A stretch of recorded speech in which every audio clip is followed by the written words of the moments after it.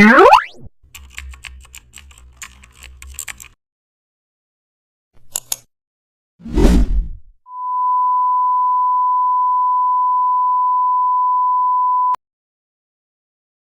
this tutorial, you'll design a content preview tile using Photoshop custom shapes, commonly used for blog cards and video previews.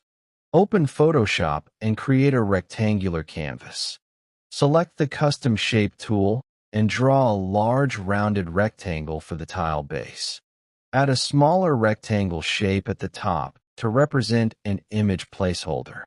Below it, draw thin rectangle shapes to simulate text lines.